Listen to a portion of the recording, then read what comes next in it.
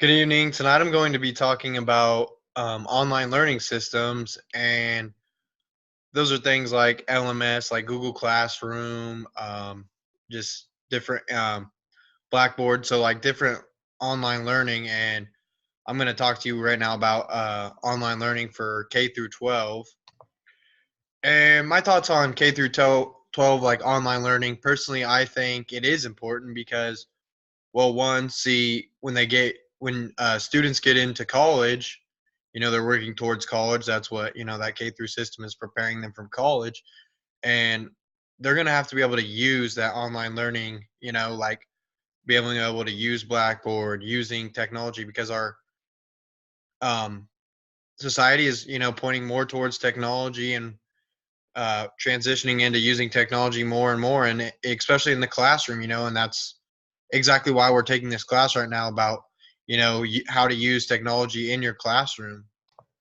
So I think that it's advantageous for students, K through 12, to get that you know information on how to use online learning. And I mean, that'll help them get background on how to use technology, and then also teach them how to use computers and how to learn interactively online, because in the future they probably will be using that, as like I said, society and teachers and education continues to point more towards technology. And well, I also feel that you should have to take an online learning class to graduate. I think that should be passed as law in states.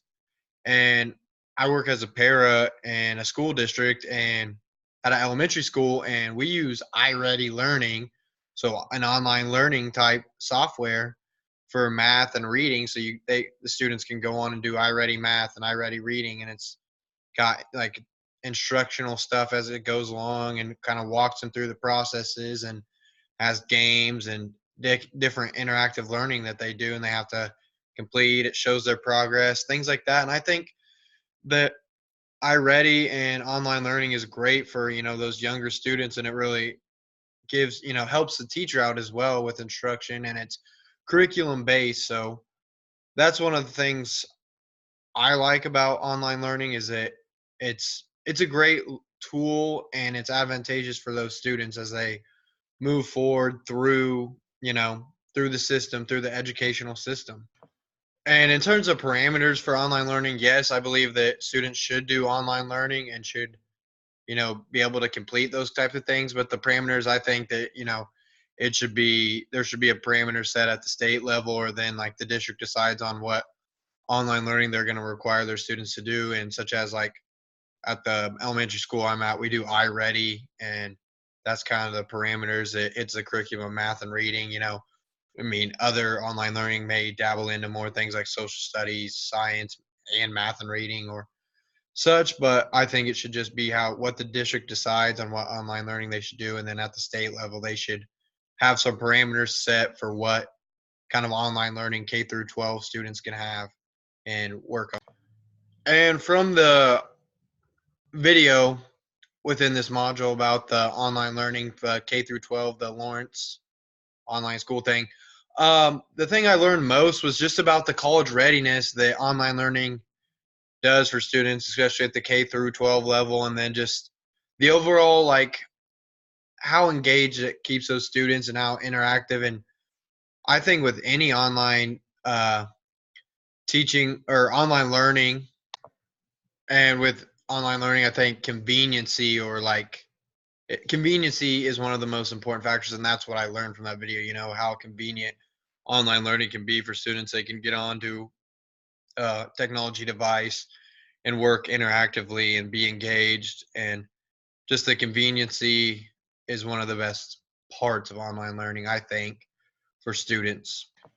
And my experiences with LMS, I've worked with Edmodo when I was you know, in middle school, high school. I've worked with Google Classroom, Canvas, Blackboard, and I think my favorite is probably Blackboard, which is what I've been doing here at Fort Hays for the last 4 semesters. But personally, I don't mind Canvas. I mean, I think the Blackboard has more tools to it. But today, or with my project with my LMS site that I created, I did Google Classroom because I've had experiences with that growing up in K through 12, we were Google, so we used Google Classroom and before, and I was able to get on there, and I thought it was very easy to set up, your own shell, and then just I like I like the looks of it, and I thought it was very easy to create assignments and post on the, you know, main web page of it, and just overall, I think Google Classroom is easy to access as well, and I think it's very good for interactive, and I think that you can use that in your classroom, like your future classroom. And like in my future classroom, I'd want to use it for like have my own Google Classroom, have a class code and have my students who are in there, they could go in and maybe make a discussion board or have that could be some of their homework assignments is going on and looking at the topic or being able to click and see, or you could post even lectures, so they could go back and look. You could put study sets in there, quizzes they could go on, and then you could see their results or just different study, a study guide or study worksheets, maybe some note cards. And then also you, like I said, that discussion board, keeping those students interactive. And like I said, the conveniency of online learning once again, and things like LMS are very convenient for students to get on their computers and use, and it helps them learn how to use technology and also be engaged and interactive while using technology. So overall, I think online learning and LMS is something that is very advantageous for teachers and what they're going to bring to their future classroom.